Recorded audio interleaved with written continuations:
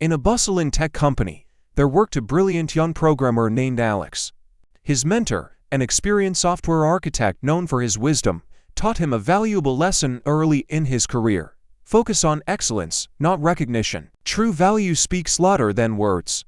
Years passed, and Alex mastered his craft, writing elegant code and solving complex problems.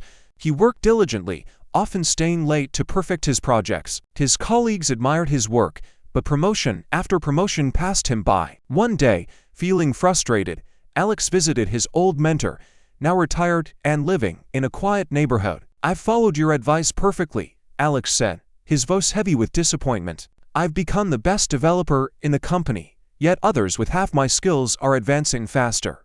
What am I doing wrong?" The mentor looked at Alex thoughtfully and asked, "Tell me, do you notice the air you breathe?" Confused by the question, Alex shook his head. "And when do you notice it most?" The mentor continued, When I can't breathe it," Alex replied, beginning to understand. The mentor smiled and suggested, "Take a week off. Don't check your emails, don't answer work calls. Just disconnect completely." Alex followed the advice. During his absence, the company's major project faced critical issues that only he could solve. When he returned, his manager immediately offered him a senior position with a substantial raise. Excited by this success, Alex began taking regular breaks whenever he felt undervalued. Each time, the company would realize his importance and reward him with more recognition or benefits. However, 6 months later, Alex was shocked to receive a termination notice. Devastated, he rushed to his mentor's house. "Why didn't your advice work?" he demanded. "I made them see my value."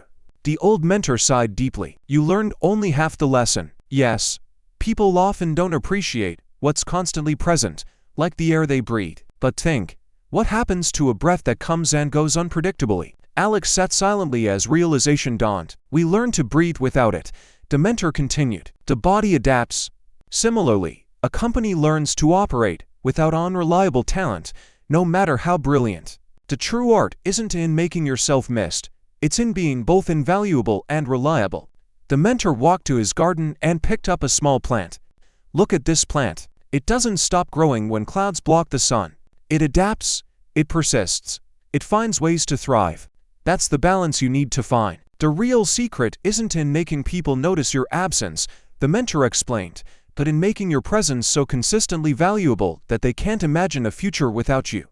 Like the sun, we may take it for granted, but it never fails to rise, and that's precisely why all life depends on it." This lesson transformed Alex's approach. In his next job, he focused on being both exceptional and dependable. He still took vacations, but planned them thoughtfully. He made sure to document his work and mentor others, making himself valuable not just through his skills, but through his contribution to the company's growth. Years later, when asked about his success, Alex would smile and say, "The greatest achievements come not from being irreplaceable, but from being unshakably reliable." Excellence isn't about being noticed, it's about being counted upon.